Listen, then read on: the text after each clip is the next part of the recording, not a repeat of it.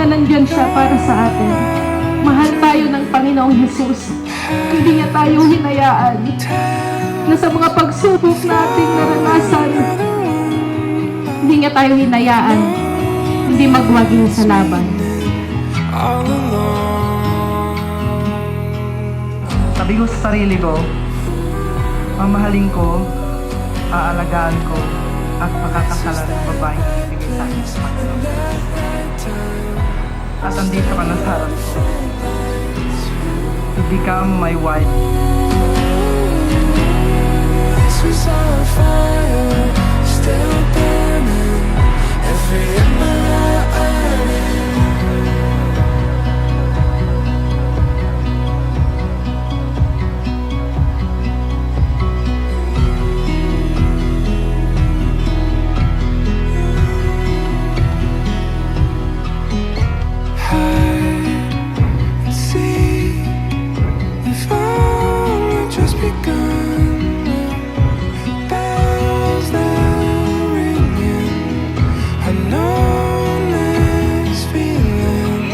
Renewal of vows for Fernan and Lourdes, the first thing that I want you to think of in your marriage, you must remember that God blessed you by giving each one to both of you.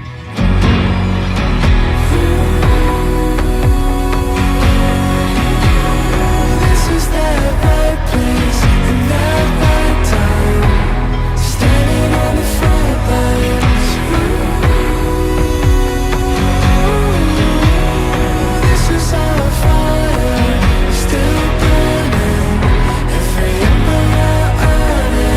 But I want you to remember Fernan and Lourdes. 15 years ago, God had already blessed you. Despite of all the flaws that you had seen between each other, you're still a blessing to each one. And always remember that each one of you, God had blessed you with your own presence.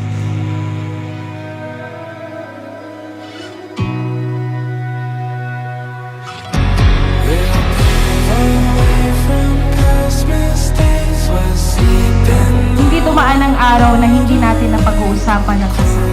Kailan kaya ako lalakad sa aisle na ikaw ang aking makikita?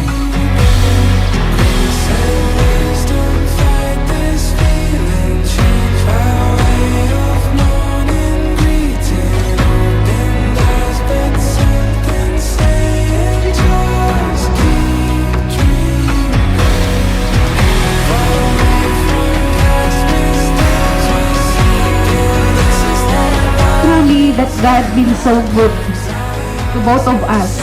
Alam ng marami na dumaan tayo sa maraming pagsubok. You are not perfect, I am not perfect. Pero mas lalo tayong naging matatag. Promise to always make you more happier. Promise to love you and care for your kind heart, all of mine. I am yours, and you can have it all. Something saying just keep dreaming.